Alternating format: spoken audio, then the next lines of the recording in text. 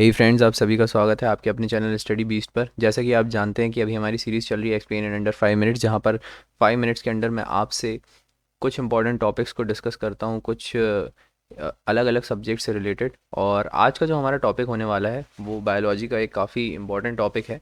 And the topic is the topic related to circulatory system, यानी कि हमारा जो सर्कुलेटरी सिस्टम है और जो हमारे हार्ट का स्ट्रक्चर है और हार्ट की फंक्शनिंग है उससे रिलेटेड। देखिए फ्रेंड्स, सबसे पहले तो हमारे सर्कुलेटरी सिस्टम के तीन इंपॉर्टेंट पार्ट्स होते हैं। एक होता है हमारा हार्ट, एक होता है हमारा ब्लड, और जो तीसरा पार्ट है वो है उस ब्लड को कैरी करने वाली जो आर्टरीज और वेन्स है, जिन्हें हम बोलते हैं ब्लड वेसल्स। ओके फ्रेंड्स, तो देखिए, बाय डेफिनेशन अगर हम देखें, ठीक है फ्रेंड्स, तो सबसे पहले हम देखते हैं उस स्पेसिफिक पॉइंट के बारे में, उस स्पेसिफिक कंपोनेंट के बारे में जिसकी वजह से पूरा का पूरा सर्कुलेशन पॉसिबल है। फ्रेंड्स, हमारे पूरे के पूरे सर्कुलेटरी सिस्टम का सबसे पहला कंपोनेंट है ब्लड। और ब्लड में हमारे जो अलग अलग टाइप के सेल्स होते हैं, जैसा कि आपको पता है, आरबीसीज होते हैं, डब्ल्यूबीसीज होते हैं, और प्लाज्मा होती हैं, और भी कई कुछ चीज़ें होती हैं जिसके बारे में हम अलग से अगर कभी वीडियो बनाएंगे तो डिस्कस करेंगे। बट जो हमारे लिए सर्कुलेशन पॉइंट ऑफ व्यू से सबसे ज़्यादा इंपॉर्टेंट है वो है रेड ब्लड सेल। और जैसा कि आप जानते हैं फ्रेंड्स कि रेड ब्लड सेल जो है वो एक डिस्क शेप सेल होता है, which is about 7 to 8 I would say micrometres जो है अप्रॉक्सीमेटली इसका डायमीटर होता है।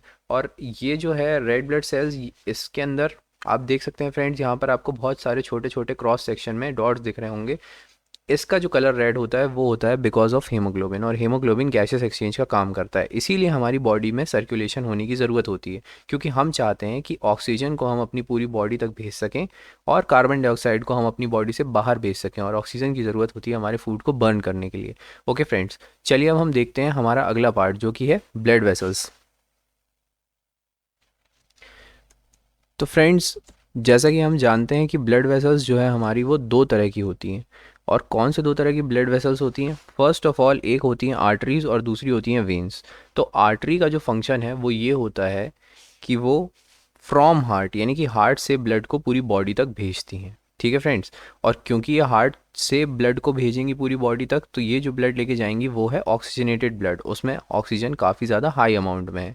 दूसरी तरह की जो वेन्स होती हैं वो होती हैं दूसरी तरह की जो ब्लड वेसल होती हैं वो होती हैं वेन। और वेन बाय डेफिनेशन क्या है फ्रेंड्स? वो हार्ट तक ब्लड को लेके जाती हैं, यानी कि हार्ट से दूर नहीं बल्कि हार्ट तक ब्लड को लेके जाती हैं। तो ये जो ब्लड करेंगी वो कैरी करेंगी वो डीऑक्सीजनेटेड ब्लड है। ठीक है फ्रेंड्स, अब देखिए फ्रेंड्स, मैं आपको एक और बहुत इंपॉर्टेंट बात बता रहा हूँ, और ये आप हमेशा याद रखिएगा, तो आपका ये कभी भी गलत नहीं होगा डायग्राम। याद रखिएगा कि पल्मोनरी आर्टरी और पल्मोनरी वेन का फंक्शन नॉर्मल आर्टरी से जस्ट अपोजिट होता है। यानी कि जो फंक्शन अपोजिट होता है, मतलब फ्रॉम हार्ट और टू हार्ट वाला जो पार्ट है वो अपोजिट नहीं होगा, बट जो जिस टाइप का वो ब्लड कैरी करती है वो अपोजिट होगा। यानी कि पल्मोनरी आर्टरी, यानी कि जो हमारे हार्ट के अंदर है, वो कैरी करती है deoxygenated blood, whereas pulmonary vein carry करती है ऑक्सीजनेटेड ब्लड। चलिए फ्रेंड, अब हम अपने तीसरे और सबसे इंपॉर्टेंट पार्ट को देख लेते हैं जो कि है द हार्ट।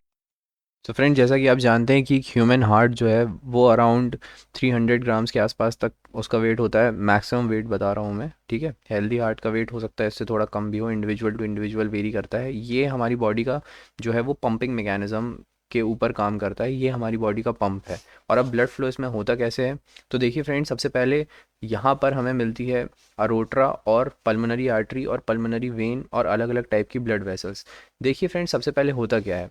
तो देखिए, ये जो आपको दिख रही है यहाँ पर सुपीरियर वेना कोवा, और नीचे आपको दिख रही होगी इन्फीरियर वेना कोवा। ये जो है सुपीरियर वेना केवा और इन्फीरियर वेना केवा, ये जो हैं ये दो हमारी मेन वेसल्स हैं जिनका काम होता है पूरी बॉडी से जो भी ख़राब ब्लड है वो यहाँ तक लेके आना। ठीक है फ्रेंड्स, तो आप देख सकते हैं इन दोनों से जो ब्लड है वो आएगा, और ब्लड आने के बाद आपका आ जाएगा यहाँ पर, कहाँ पर फ्रेंड्स? राइट एट्रियम में। राइट एट्रियम के अंदर हम देखते हैं यहाँ पर वेल्व लगी हुई हैं, ट्राइक्यूस्पिड वेल्व और अलग अलग तरह की वेल्व्स मैकेनिज्म से कंट्रोल करती हैं कि कितना ब्लड आपके अंदर आ सकता है, कितने आपके हार्ट की में जगह है, किस हिसाब से ब्लड आ सकता है, और उस हिसाब से ब्लड आता है। तो ब्लड आ जाता है फिर राइट वेंट्रिकल में।